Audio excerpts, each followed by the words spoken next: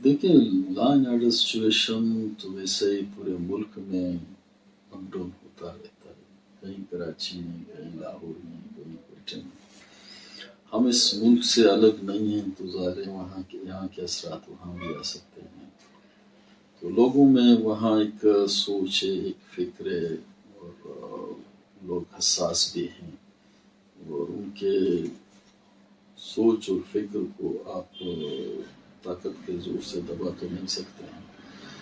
ان کے جو مسئلے ہیں، بنیادی مسائل ہیں، جو احساس محرومی ہے، ان کو ایڈریس کرنا، ان کو سننا اور ان کو پیار دینا، یہ تو ہماری پولیٹیکل لوگوں کی بھی ذمہ داری ہے، ریاست کی بھی ذمہ داری ہے، حکومت کی بھی ذمہ داری ہے۔ اس میں اگر ہم بیگانہ رہے، ان چیزوں کو ہم نے نظر انداز کیا اور بغیر کوئی تحقیق کے جیسے اپنے قوت کا مظاہرہ کرتے رہے، تو میں سمجھتا ہوں کہ ہمیں لوگوں کو سننا ہوگا، ان کو بٹھا کے ان کے جذبات اور احساسات جو ہیں ان کو ہم محسوس کریں۔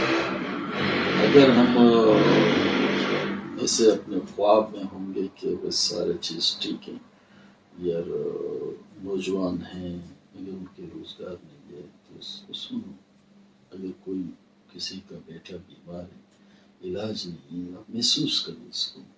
اگر کوئی بندہ زمینداری کرنا چاہے تو اس کے پاس اگر ٹیوب ویل اور سولر نہیں ہے، آپ اسے سنیں، تب ایک جگہ آپ پہنچ سکتے ہیں۔ دیکھیں امن و امان کی جو طلبگار ہیں، آج میں نے اسمبلی میں بھی یہی کہا، وہ اس وقت اس اپنے خواہشات پہ قائم دائم اس وقت رہ سکتے ہیں کہ انصاف کے تقاضے پورے کیے جائیں۔ استحصال سے پاک ایک معاشرے کی قیام کی خاطر آپ اسٹرگل کریں، جادوجہد کریں۔ اگر نہ ہمواری، نہ برابری، افراتفری کا ماحول، انارکی جب پیدا ہوگا، اس کی جو نرسری وہاں سے جنم جو لیں گی، تو آپ اس کو دیکھیں کیوں ایسی ہو رہی ہے۔ دیکھیں ہمارے معاشرے میں آپ دیکھیں گے کہ صبح وقتی طور پہ کچھ لوگوں کے کندھوں پہ چھوٹا سا ایک تیلی لگا ہوا ہے، وہ کچرا ڈھونڈتے ہیں۔ کبھی کسی نے یہ محسوس کیا جا کہ اس کو پکڑا، بیٹھے بیٹھے میرے ساتھ چائے بھی پئیں ہیں، کچرا اٹھاتے ہیں کیوں؟ جن کے بیٹے صبح اسکول جاتے ہیں، وہ اپنے اپنے بیٹے کو مرسڈیز اور چھوٹے گاڑی پہ کلونے پہ بیٹھ کے اسکول جا کے پہنچاتی ہیں، پھر واپسی پہ اس شوق سے کہ اپنے ڈرائیور کو کہتے ہیں بچے کو گھر پہنچایا، 2-3 دفعہ فون بھی کرتے ہیں۔ یہ بھی زمانے میں کسی خوشحال گھر کے بیٹے تھے، کہیں بلاسٹنگ پہ مر گئے، کوئی روڈ ایکسیڈنٹ پہ مر گئے، پھر یہ یتیم ہو گئے۔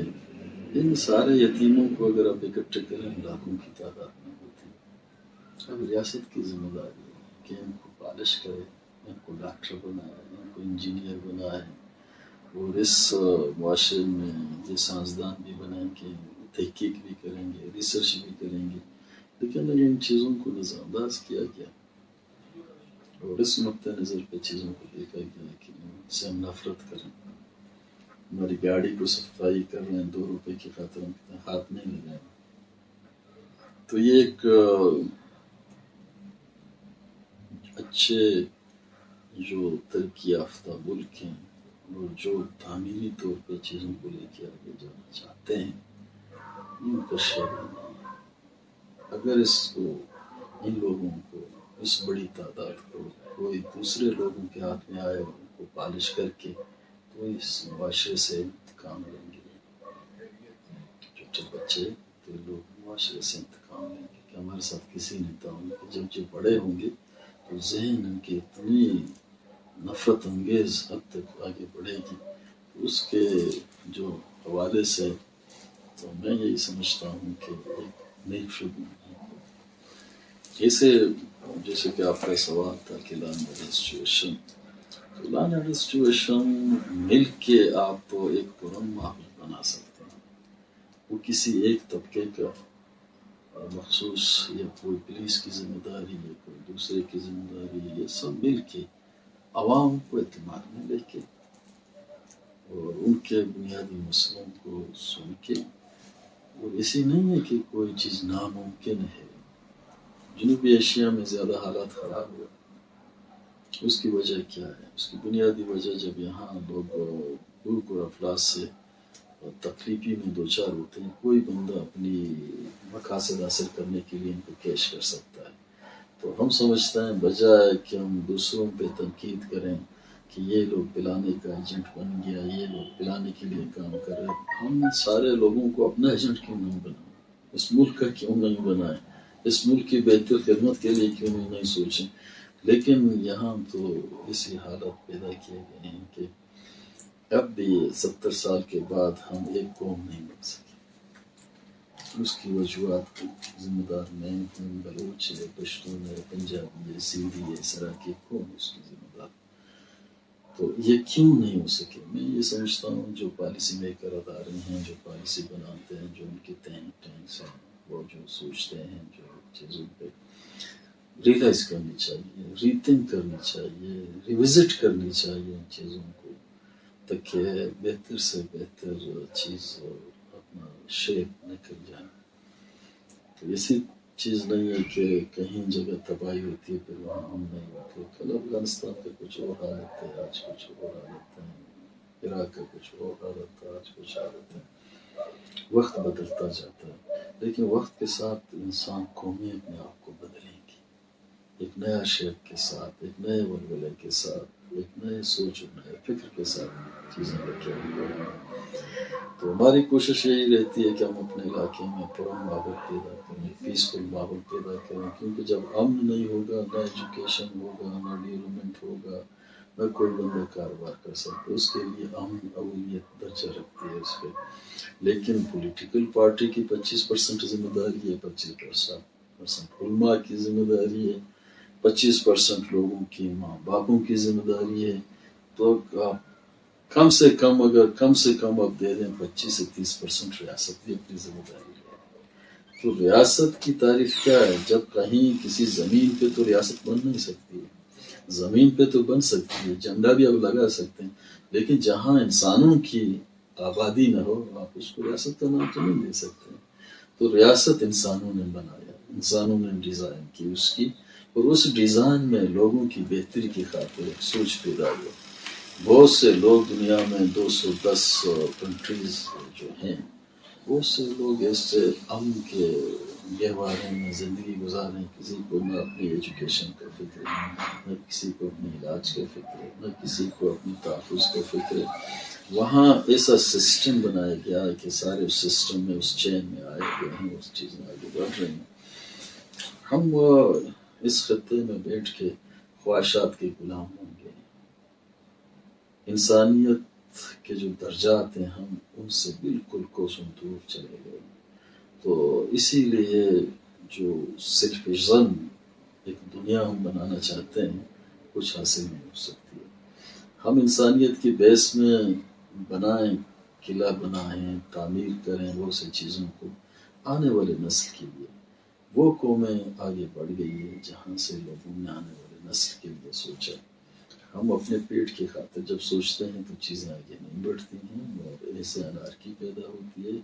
خواہشاتوں کے ہم غلام ہو کے آگے جا رہے ہیں. ہمیں بحیثیت انسان، بحیثیت مسلمان ہم خطے میں بیٹھے ہوئے ہیں. بلوچستان کے لوگ بلوچستان کی سرزمین پہ بیٹھے ہوئے ہیں. اگر اس کے منرل کو برقرار لایا جائے تو یہ ملک تو سب سے بڑا ملک ہے. جیسے ابھی ریکارڈنگ کی ہمارا موقف یہ ہے کہ میں نے اسمبلی میں بھی بولا کہ 50% جو آئین میں آپ کے آرٹیکل 172 کلاس 3 میں ساری چیز واضح طور پہ لکھا ہوا ہے. جہاں کہیں سے منرل نکلتا ہے تو وہ اس صوبے کے حق بنتی ہے 50%. تو یہ بھی جو آئینی ہمارا حق ہے اس کو اس طریقے سے ٹیکنیکل طریقے سے اور کچھ کمزور دلیل کے ساتھ کہ آپ کے پاس پیسے نہیں، آپ کر نہیں سکتے، انٹرنیشنل معاہدہ آپ کر نہیں سکتے، تو اس کو انہوں نے 25% پہ آ کے روک دیے. اب بھی ہماری ڈیمانڈ ہے کہ نہیں، بلوچستان بہت پسماندہ ہے، بہت پیچھے ہے، باقی صوبوں سے کافی پیچھے ہے.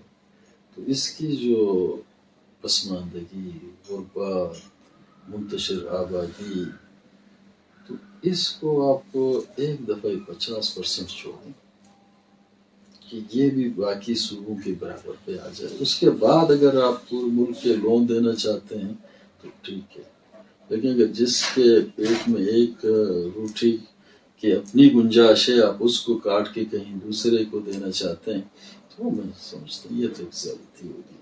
اس سلسلے میں دنیا میں جہاں کہیں ملکوں نے ترقی کی ان کے لیے 6 چیز ضروری ہیں. جہاں کہیں 6 چیز پائے جائیں، وہ اگر علاقہ و خطہ و ملک اگر وہ معاشی طور پہ کمزور ہے تو بہت بڑی بدبختی ہے.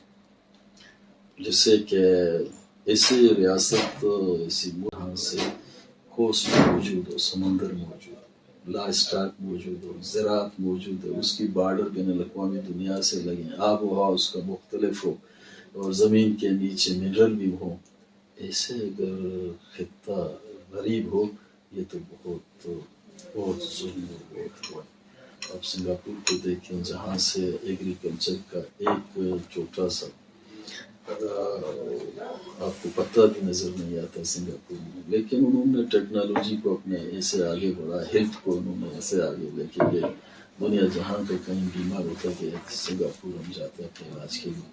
یہ چیز یہاں بھی ہو سکتے ہیں، ہم اس سے کیوں نہیں؟ ہم تو دنیا کا چھٹواں طاقتور ملک ہم کہتے ہیں کہ ہمیں ایٹمی قوت ہمیں، تو ایٹمی قوت سے میرے خیال میں لوگوں کے پیٹ تو نہیں بھر سکتے ہیں. اگر یہی لوگوں کو ہم اپنا ایٹمی طاقت بنائیں، 22 کروڑ کا جو ملک ہے ہم اگر اس کو دیکھیں، ان لوگوں کو وابستہ کریں اپنے آپ کے ساتھ، یہ لوگ جڑے رہیں کہ ملک ہمارا ہے، تب ہم سمجھتے ہیں کہ ایٹم بم کی کوئی ضرورت نہیں ہے.